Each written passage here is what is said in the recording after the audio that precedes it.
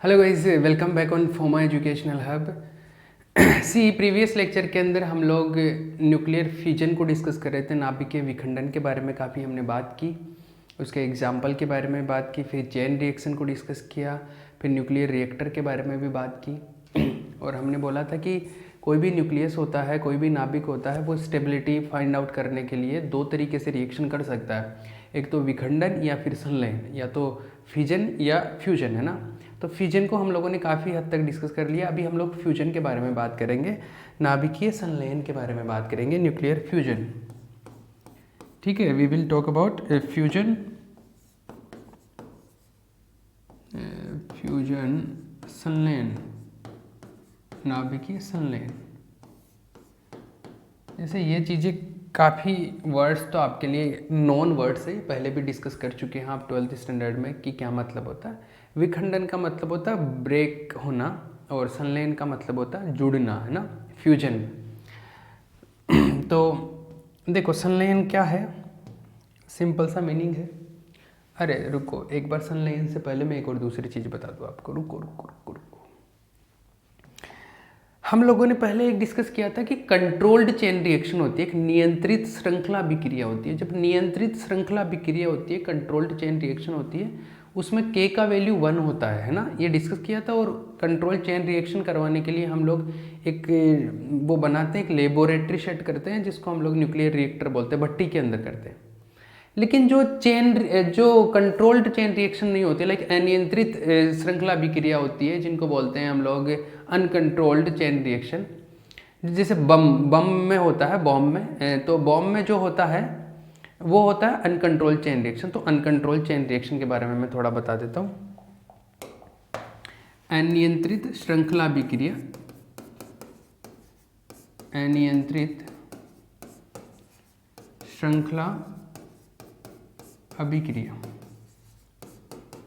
इसको बोलते हैं uncontrolled chain reaction. Uncontrolled chain reaction. तो देखो कंट्रोल्ड चेन रिएक्शन में तो हम लोगों ने बोला था कि K का वैल्यू क्या होता है, इक्वल टू 1 होता है, ठीक है। अनकंट्रोल्ड चेन रिएक्शन में क्या होता है, K लेस देन 1 होता है। तो जब आपका गुणनकारी होता है या जो मल्टीप्लिकेशन फैक्टर होता है उसका वैल्यू ग्रेटर देन 1 है, तो उस टाइम पर जो अभिक्रिया होती है वो लगातार पीढ़ी दर पीढ़ी इंक्रीज होती रहती है। नंबर ऑफ न्यूट्रॉन जो होते हैं बढ़ते रहते हैं, न्यूट्रॉनों की संख्या लगातार बढ़ती रहती है हर स्टेप में। और वो जो अभिक्रिया होती है वो नियंत्रण में नहीं होती, अनियंत्रित श्रृंखला अभिक्रिया बोलते हैं इसको हम लोग, ठीक है। अनकंट्रोल्ड चेन रिएक्शन बोलते हैं। अनकंट्रोल्ड चेन रिएक्शन का एग्जाम्पल होता है बॉम्ब का। तो बॉम्ब में जो रिएक्शन होता है, बम बनाते हैं हम लोग, बम जब जैसे विस्फोट होता है, बम में जो ब्लास्ट होता है, उसमें जो रिएक्शन होता है वो कौन सा होता है, अनकंट्रोल्ड चेन रिएक्शन होता है। तो हम लोग इसका एग्जाम्पल कौन है, बम, हिंदी में बम बोलते हैं, इंग्लिश में बॉम्ब, ठीक है। तो बम का हम लोग क्या होता है, इसका एक्सप्लेनेशन भी पूछा जाता है। जैसे एग्जांपल ऐसा आ जाता है क्वेश्चन कि अनियंत्रित श्रृंखला अभिक्रिया क्या होती है, और इसका जो उदाहरण क्या है, बम है, तो बम का जो क्रियाविधि है वो एक्सप्लेन करो कि मतलब बम जो है कैसे वर्क करता है, ठीक है। तो बम का वर्किंग समझते हैं। देखो मैं यहाँ पे कोई बॉम्ब बनाना नहीं सिखा रहा हूँ, ये काम कैसे करता है वो सिखा रहा हूँ, है ना। ये पार्ट ऑफ सिलेबस है, मैं कोई ISI का एजेंट नहीं हूँ।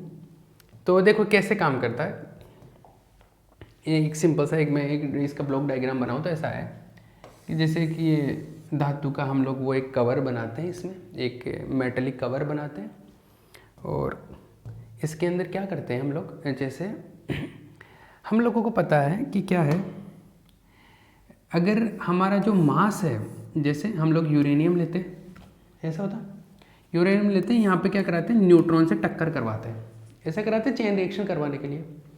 लेकिन कंट्रोल चेन रिएक्शन के लिए क्या होना चाहिए, K इक्वल टू 1 होना चाहिए। और अनकंट्रोल के लिए क्या होता है, K ग्रेटर देन 1। अनकंट्रोल में होता है कि एक बार चालू हो गया ना, फिर कंट्रोल नहीं कर सकते, ठीक है। अब देखो क्या होता है, कोई भी चेन रिएक्शन करने के लिए मिनिमम जो मास होता है उसको बोलते हैं हम लोग क्रांतिक द्रव्यमान, क्रांतिक द्रव्यमान, इसको बोलते हैं क्रिटिकल मास। क्या बोलते हैं, क्रिटिकल मास। तो जब तक आपके पास मान लो यूरेनियम में क्रिटिकल मास से कम है ना, तब तक चेन रिएक्शन स्टार्ट नहीं होगी, ठीक है।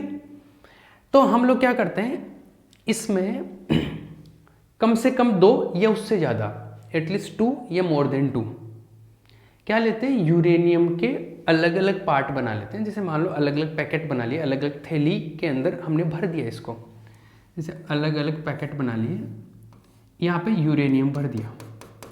लेकिन इसका जो मास है वो कितना रखेंगे, इसका जो क्रिटिकल मास है ना, इसके आधे से थोड़ा सा ज़्यादा रख लेते हैं। किससे, इसके आधे से थोड़ा सा ज़्यादा, क्रिटिकल मास से थोड़ा सा ज़्यादा, मतलब क्रिटिकल मास के आधे से थोड़ा सा ज़्यादा, क्रांतिक द्रव्यमान के आधे। जब तक क्रांतिक द्रव्यमान के बराबर नहीं होता ना, तब तक ये रिएक्शन करेगा नहीं। तो हम लोग क्या करेंगे, इससे थोड़ा कम रखेंगे, क्रिटिकल मास के आधे से भी थोड़ा कम। ऐसे एक पैकेट ये रख दिया, एक पैकेट ये रख दिया, मिनिमम 2 तो रखने ही रखने हैं। जैसे ये जनरली मैं इस डायग्राम में ये बता देता हूँ कि ये जैसे मैंने 4 पैकेट रख दिया ऐसे, ये क्या है, ये सब यूरेनियम 235 है, ठीक है, यूरेनियम 235 है। रिएक्शन करवाने के लिए न्यूट्रॉन भी चाहिए अपने को, ये लो न्यूट्रॉन भी चाहिए। पर एक चीज समझिए आप, जब तक ये अलग अलग है ना, तब तक चेन रिएक्शन स्टार्ट नहीं हो सकती। क्यों, क्योंकि चेन रिएक्शन स्टार्ट होने के लिए मिनिमम मास की जरूरत पड़ती है, जिसको बोलते हैं क्रिटिकल मास, क्रांतिक द्रव्यमान, और उतना तो है ही नहीं किसी भी पैकेट का। लेकिन अगर ये जुड़ जाए ना, जैसे ये और ये हो जाए ना, तो टोटल मास इससे ज़्यादा हो जाएगा, फिर चेन रिएक्शन स्टार्ट हो सकती है, फिर काम तगड़ा हो जाएगा, फिर आपका ये बॉम्ब ब्लास्ट हो सकता है। तो उसके लिए क्या करते हैं हम लोग, एक तो इसको जैसे यहाँ पर हम लोग इसको रखे हुए हैं, इसको स्टैंड टाइप में बना रहा हूँ कि इससे, यहाँ पे हम लोग क्या करते हैं, डायनेमाइट रखते हैं, डायनेमाइट रखते हैं, डायनेमाइट स्पेलिंग आई थिंक ठीक होगा, डायनेमाइट। डायनेमाइट क्या है, डायनेमाइट से हम लोग विस्फोट करवाते हैं छोटा, जैसे मान लो कि चिंगारी उत्पन्न करवाते हैं, ऐसा कुछ होता है। तो हमारा टारगेट क्या है, हमारा टारगेट ये है कि इसमें कोई भी रिएक्शन ऐसा हो उसकी वजह से ये सारे एक जगह पे आ जाए, एक जगह पे हो जाएंगे, सारा मास बहुत ज़्यादा हो जाएगा, जो कि क्रिटिकल मास से ज़्यादा हो जाएगा, और क्रिटिकल मास से ज़्यादा होगा वैसे न्यूट्रॉन इसको हिट करेगा, और अब है ना चेन रिएक्शन स्टार्ट होगा। और मास जब क्रिटिकल मास से बहुत ज़्यादा होता है, मतलब क्रिटिकल मास से ज़्यादा होता है, तो वहाँ पर क्या होता है, अनकंट्रोल चेन रिएक्शन स्टार्ट हो जाता है, और वहाँ पर के ग्रेटर देन 1 होता है। अब इसको कंट्रोल करना मुश्किल है, अब मुश्किल क्या नहीं कर सकते हम लोग, और इसको कंट्रोल नहीं कर सकते, तो ये जब तक पूरा मास जो है वो ब्लास्ट नहीं हो जाता, तब तक ये रिएक्शन रुकेगी नहीं। तो इसमें यही करते हैं, क्या होता है, इस प्रोसेस को समझ लो, बॉम्ब में क्या क्या चीज़ें होती है। एक तो होता है यूरेनियम को हम लोग अलग अलग पैकेट्स के अंदर रख देते हैं, यहाँ पे थैली अलग अलग थैली की पैकेजिंग में हम लोग रख देते हैं इसको, मतलब जो भी अंदर स्ट्रक्चर होता है पर्टिकुलर, इसको इस धातु के इसके अंदर हम लोग भर देते हैं, मेटल के। इसके बाद में हम लोग डायनेमाइट रख देते हैं और एक न्यूट्रॉन रख दिया मान लो, है ना। अब क्या करते हैं, वर्किंग कैसे होता है, डायनेमाइट से हम लोग ब्लास्ट करवाते हैं, मतलब विस्फोट होता है, एक छोटा सा चिंगारी उत्पन्न होगी, उससे क्या होंगे, ये जो सारे मासेस हैं वो इकट्ठे हो जाएंगे, पहले अलग अलग रखे हुए, अभी अंदर थोड़ी चिंगारी उत्पन्न होगी, तो रिएक्शन इस तरीके से होता है कि सारे मास क्या हो जाते हैं, एक जगह आ जाते हैं। सारे मास एक जगह हो गए तो क्या जो द्रव्यमान है वो क्रांतिक द्रव्यमान से ऊपर चला गया, और अब न्यूट्रॉन इसको टक्कर करेगा, तब क्या होगा, चेन रिएक्शन स्टार्ट होगी, और श्रृंखला अभिक्रिया इस तरीके से चालू होती है कि इसमें K ग्रेटर देन 1 हो जाता है, और अब ये रुकेगी नहीं, ये अनियंत्रित श्रृंखला अभिक्रिया चलती रहेगी। इस तरीके से बॉम्ब का ब्लास्ट होता है। This is all about bomb, ये थ्योरी होती है बॉम्ब की, ठीक है। तो ये अनियंत्रित श्रृंखला अभिक्रिया का एक उदाहरण है। This is the example of uncontrol chain reaction. Got it? अरे क्लियर है ना, ये कहानी भैया इसकी। चलो अब नेक्स्ट, तो इसमें क्वेश्चन ऐसा भी पूछ लिया जाता है, uncontrol chain reaction, control chain reaction में क्वेश्चन होता है तो वो न्यूक्लियर रिएक्टर पे चला जाता है क्वेश्चन, ये यहाँ पर ही आ गया, ठीक है। अब चलो नाभिकीय संलयन की बात कर रहे थे हम लोग, इस पे नेक्स्ट टॉपिक क्या है, फ्यूजन, नाभिकीय संलयन, न्यूक्लियर फ्यूजन की बात करेंगे हम लोग। तो न्यूक्लियर फ्यूजन में क्या सीन है, देखो सुनो। न्यूक्लियर फ्यूजन क्या होता है, विखंडन का मतलब होता है टूटना, ब्रेकअप होना एक तरीके से, तो फ्यूजन का मतलब है विखंडन होना, टूटना, और फ्यूजन का मतलब होता है जुड़ना, संलयन होना, एक साथ आना। तो ये सिंपल सा कंसेप्ट है कि संलयन का मतलब होता है जब 2 या 2 से अधिक नाभिक जुड़कर एक बड़ा नाभिक बनाते हैं, तो इसको हम लोग बोलते हैं संलयन। जब more than 1 nucleus add on होकर क्या करते हैं, वो एक बड़ा नाभिक बनाते हैं, एक हेवी न्यूक्लियस बनाते हैं, तो उसको हम लोग बोलते हैं क्या, फ्यूजन, राइट। इसमें भी एनर्जी मिलती है, इसमें एनर्जी उससे भी ज़्यादा मिलती है, विखंडन से भी। जैसे सन के अंदर होता है या जो स्टार्स होते हैं, स्टार्स की में से जो अपने पास में एनर्जी आती है ना, जैसे सन से एनर्जी आ रही है यहाँ पे, तो वहाँ पे क्या आग जल रही है क्या, वहाँ पे है क्या, वहाँ पर एनर्जी किस वजह से आ रही है, वो उसके अंदर जो रिएक्शन हो रही है ना, वहाँ पर फ्यूजन रिएक्शन हो रही है, संलयन अभिक्रिया हो रही है सन के अंदर, स्टार्स के अंदर संलयन अभिक्रिया होती है, उसकी वजह से जो एनर्जी निकलती है बहुत ज़्यादा एनर्जी निकलती है, और वो एनर्जी यहाँ तक पहुँच जाती है अपने पास में, ठीक है। अभी इसके बारे में बात करते हैं। तो संलयन का मतलब क्या हो गया, जब एक से ज़्यादा नाभिक क्या होते हैं, दो या दो से ज़्यादा नाभिक जुड़ जाते हैं और वो बड़ा नाभिक बनाते हैं, जब हेवी न्यूक्लियस बनाते हैं तो उसको हम लोग क्या बोलते हैं, संलयन बनाते हैं, ठीक है। जैसे इसका एग्जाम्पल ले लेते हैं, विखंडन का एग्जाम्पल तो हम लोग यूरेनियम से देते हैं, इसका एग्जाम्पल देख लो। जैसे एक 1H2 + 1H2, जैसे मान लो कि हम क्या कर रहे हैं, दो ये है ड्यूटीरियम है, ठीक है, ड्यूट्रॉन है, ऐसे समझ लीजिए। तो 1H2 दो हमारे पास में क्या है, हाइड्रोजन के आइसोटोप होते हैं ना 1H2, ये लिए, तो ये क्या बना अपने पास में, ये अपने पास में बन गया यहाँ पर 1H3 प्लस मैं बना दिया इसको 1H1, ठीक है। यहाँ से एक स्टेप में ये बनते हैं, टोटल ये हो गया ना। इसके बाद में यहाँ पे एनर्जी भी मिलती है, ये जो एनर्जी होती है ये करीबन होती है 4 मेगा इलेक्ट्रॉन वोल्ट, कितनी, 4 मेगा इलेक्ट्रॉन वोल्ट।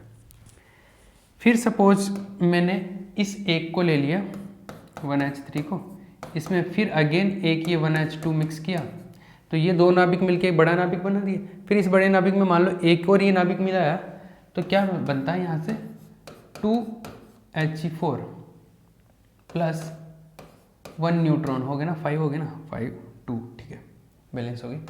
और यहाँ से जो एनर्जी मिलती है ये करीबन होती है 17.6 मेगा इलेक्ट्रॉन वोल्ट, ये एनर्जी मिलती है।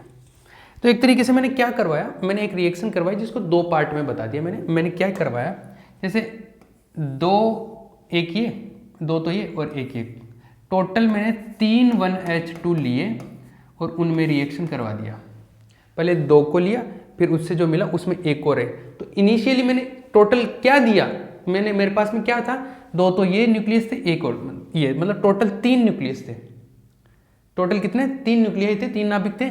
इन तीनों नाभिकों को मैंने पहले दो को लिया, उनसे ये बना, इसमें से इस एक को तो रख लिया, इस एक से एक को फिर से इसमें ऐड किया, तो दोनों को जोड़ा, फिर ये मिल गया अपन को, फाइनली अल्फा पार्टिकल मिल गया, ठीक है। तो देखो, जब मैं 3 न्यूक्लियाई को मिलाता हूँ 1H2 को, तो मेरे पास में संलयन से क्या मिलता है, एक तो अल्फा पार्टिकल मिल गया। 2He4 क्या होता है, हीलियम का नाभिक, न्यूक्लियस ऑफ हीलियम, इसको अल्फा पार्टिकल ही तो बोलते हैं। और साथ ही एक ही 1H1 है जो कि काम में नहीं लिया, अरे एक ये बच गया, इसको तो यहाँ पे काम में ले लिया ना, ये बच गया एक ये न्यूट्रॉन, और टोटल एनर्जी इतनी, ये कितना हो गया, 21 हो गया क्या, 21.6 मेगा इलेक्ट्रॉन वोल्ट। तो टोटल अगर मैं 3 1H2 नाभिकों को मिलाता हूँ, जोड़ता हूँ, संलयन करता हूँ, तो फ्यूजन से मुझे ये मिलता है, और इसके साथ में ये इतनी एनर्जी भी मिलती है, ये वो क्यू एनर्जी है, रिएक्शन में जो एनर्जी मिलती है वो क्यू एनर्जी है। तो एक रिएक्शन से 21.6 मेगा इलेक्ट्रॉन वोल्ट की एनर्जी अपने को मिलती है। आगे बात समझ में, इस तरीके से संलयन से भी अपने को ऊर्जा प्राप्त होती है। अब आपको लग रहा होगा यार विखंडन में तो एक से ही अपने को 200 मेगा इलेक्ट्रॉन वोल्ट एनर्जी मिल गई थी, यहाँ तो 21 ही मिल रहा है, तो ये तो कम हो उसकी वजह से। हाँ, एक रिएक्शन में तो कम ही मिल रही है, लेकिन अगर मैं 1 किलो ले लूँ, ये जैसे 1 किलो यूरेनियम से अपने पास में जो एनर्जी मिली थी ना, वो अगर 1 किलो 1H2 ले लूँ और उससे रिएक्शन कराऊँ ना, तो इसमें ज़्यादा मिलेगी, इसमें करीबन उससे 4 गुना ज़्यादा मिलती है। तो इसमें एनर्जी काफ़ी ज़्यादा मिलती है, संलयन में विखंडन की तुलना में एनर्जी काफ़ी ज़्यादा मिलती है। एक रिएक्शन में तो कम ही मिली है, लेकिन उतना ही अमाउंट में अगर मटेरियल ले लूँ ना, तो ज़्यादा मिलती है। जैसे हम लोग कैलकुलेट करके बता देता हूँ मैं, कैसे कैलकुलेट करें। जैसे एक रिएक्शन से तो ऐसे आ गई, एक रिएक्शन से इसे आगे, मतलब 3 एटम से हमारे को कितनी एनर्जी मिली, इतनी। एक एटम से कितनी मिलेगी, एक एटम से मिलेगी, 3 एटम से मिली मुझे, 3 एटम से कितनी मिली, 3 1H2 के जो एटम्स है उससे इतनी एनर्जी मिली। तो एक एटम होता तो कितनी मिलती, 21.6/3। एक एटम से इतनी मिली, मतलब कितना हो गया 7.2 मेगा इलेक्ट्रॉन वोल्ट एनर्जी मिली एक एटम से।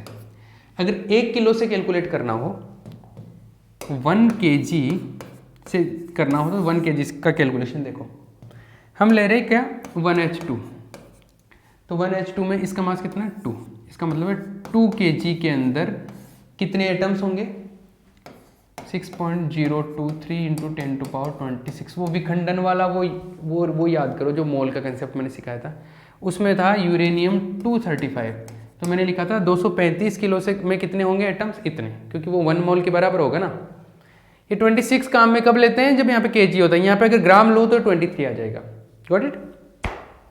तो 2 kg हाइड्रोजन से कितना मिलेगा अपने को, इतना 2 kg में इतने एटम्स होंगे। 1 kg में कितने एटम्स होंगे 6.023 इंटू 10⁻26/2। इतने एटम्स किस में होंगे 1 kg के अंदर, 1 kg 1H2 के अंदर। तो 1 kg में इतने एटम्स होंगे। अगर 1 kg का पूरे देखना है कि 1 kg से कितनी फ्यूजन में एनर्जी मिलेगी, तो देखो एक एटम से मिलती है अपने को इतनी, और 1 kg में इतने एटम होते हैं, तो इतने एटम की टोटल एनर्जी निकालनी है, तो इसको इससे मल्टीप्लाई कर दो। तो इस नंबर को मैं 6.023 इंटू 10⁻26/2 इतने एटम्स हैं, इसको अगर मैं उससे 7.2 से मल्टीप्लाई कर दूं तो टोटल क्यू एनर्जी या टोटल अपने को क्या मिल जाएगी, टोटल एनर्जी बोल लो, ये संलयन की टोटल ऊर्जा हो जाएगी। ठीक है, ये मेगा इलेक्ट्रॉन वोल्ट में है। अगर आप इसको किस में कन्वर्ट करना चाहते हो, if you want to convert into joule, तो आप जूल में कन्वर्ट करने के लिए क्या कर सकते हो, मेगा को हटा के 10⁻6 से मल्टीप्लाई कर सकते हो, और इलेक्ट्रॉन वोल्ट को हटा के 1.6 इंटू 10⁻19 से मल्टीप्लाई कर सकते हो। 1 इलेक्ट्रॉन वोल्ट को कन्वर्ट करने का तरीका होता है 1.6 इंटू 10⁻19, ये हो गया भैया, ये जूल में आ जाएगी। यहाँ पर जो एनर्जी मिलती है ना 1 किलो, 1 किलो से ही तो मिला, 1 किलो 1H2 को जोड़ने पर 1 किलो H2 के जो एटम्स है न्यूक्लियाई है, उनको अगर हम लोग संलयन करवाएंगे, उनका फ्यूजन करवाते हैं, तो इतना एनर्जी मिलता है। और ये जो एनर्जी होता है, ये एनर्जी वहाँ पर यूरेनियम का 1 किलो से हम लोगों को मिला ना, उससे करीबन 4 से 4.5 गुना ज़्यादा मिलता है। करीबन 4.2 टाइम्स ग्रेटर होता है ये एनर्जी, करीबन 4.2 गुना एनर्जी ये ज़्यादा होता है। तो उसमें इसके अंदर क्या होता है, ऊर्जा का मान ज़्यादा होता है, ज़्यादा ऊर्जा अपने को प्राप्त होती है। आगे बात समझ में, ये संलयन का कंसेप्ट हो गया। यहाँ पे एक और चीज़ बता देता हूँ, एक बार ये क्वेश्चन भी आया हुआ, विखंडन और संलयन की तुलना पूछ लेता, विखंडन एवं संलयन की तुलना, संलयन की तुलना, comparison, comparison of fission and fusion, fission and fusion का कंपैरिजन। कंपैरिजन देखो ऐसा है, जैसे 3-4 पॉइंट्स की मैं बात कर लेता हूँ। तो ये इधर ले लो, फिजन मतलब विखंडन, ये है फ्यूजन, ये है संलयन। तो एक तो छोटे मोटे एक चीज़ें तो ऐसे भी बता सकते हो कि इसमें तो क्या होता है, एक बड़ा नाभिक टूटता है, इसमें क्या होता है छोटे नाभिक जुड़ते हैं, यही होता है। एक पॉइंट तो ऐसा लिख सकते हो, एक पॉइंट। दूसरा पॉइंट मतलब इसमें तो क्या होता है, बड़ा टूटता है, ऐसे कर लो, जैसे इसमें क्या होता है, ये जुड़ के बड़ा बन जाता है, ऐसे होता है ना, सिंपल बेसिक कंसेप्ट ये होता है। दूसरा बड़ा जो नेक्स्ट है, देखो फ्यूजन जो संलयन रिएक्शन है, उसमें एक चीज़ और रिक्वायरमेंट होती है, ये है ना बहुत ज़्यादा टेम्परेचर पे होती है, हायर टेम्परेचर पे होता है, बहुत ज़्यादा टेम्परेचर पे होता है। जैसे सन के अंदर बहुत ज़्यादा टेम्परेचर होता है, इसलिए वहाँ पर ये रिएक्शन पॉसिबल हो पाती है, और इस रिएक्शन से और ज़्यादा टेम्परेचर इंक्रीज होता है। तो इसमें क्या होता है, टेम्परेचर काफ़ी ज़्यादा चाहिए होता है, इसमें टेम्परेचर उच्च चाहिए होता है, हाई टेम्परेचर। इसमें टेम्परेचर नॉर्मल में भी काम हो जाता है, ज़्यादा टेम्परेचर की जरूरत नहीं है। थर्ड, इसको ना कंट्रोल कर सकते हैं हम लोग, इसको कंट्रोल कर सकते हैं, इसको अनकंट्रोल होता है, ये कंट्रोल नहीं कर सकते इसको, ठीक है, ये नियंत्रित होता है, ये इसको नियंत्रित नहीं किया जा सकता। नेक्स्ट आप ऐसे लिख सकते हो क्या, इसमें जो एनर्जी मिलती है ना वो कम होती है इसके कंपैरिजन में, इसमें जो एनर्जी मिलती है करीबन 4-5 गुना क्या होती है इसके कंपैरिजन में ज़्यादा होती है। आगे बात समझ में? इस तरीके से आप ये पॉइंट डालते हो। एक आधा कोई पॉइंट और थ्योरी में हो सकता है, अभी मेरे को दिमाग से अगर निकल रहा हो तो इस तरीके से हम लोग क्या कर सकते हैं, इसका कंपेरिजन कर सकते हैं। इसमें काफ़ी ज़्यादा एनर्जी होती है, इसमें कम होती है, इसमें जुड़ता है, इसमें ब्रेक होता है, इसमें टेम्परेचर ज़्यादा चाहिए होता है, इसमें नॉर्मल टेम्परेचर पे कम हो जाता है। ये कंट्रोल नहीं कर सकते, इसको कंट्रोल कर सकते हैं। और भी कुछ रह गया क्या? और तो ठीक है, ऐसे कंपैरिजन भी पूछा जा सकता है। क्लियर है? लास्ट में चल के मैं एक बार प्रीवियस ईयर के क्वेश्चन पेपर भी डिस्कस कर दूंगा इस यूनिट के, ताकि आपको एक आइडिया लग जाए कि हाँ यार ये क्वेश्चन पूछे जा रहे हैं। ठीक है, चलिए प्रीवियस ईयर के क्वेश्चन पेपर्स का मैं PDF भी सेंड कर दूंगा ताकि आप वहाँ से भी देख सकें। ठीक है, चलिए थैंक यू। नेक्स्ट लेक्चर में हम लोग और चीज़ों के बारे में, न्यूक्लियर डीके के बारे में बात करेंगे। ठीक है, नाभिकीय क्षय के बारे में बात करेंगे। ठीक है, ओके।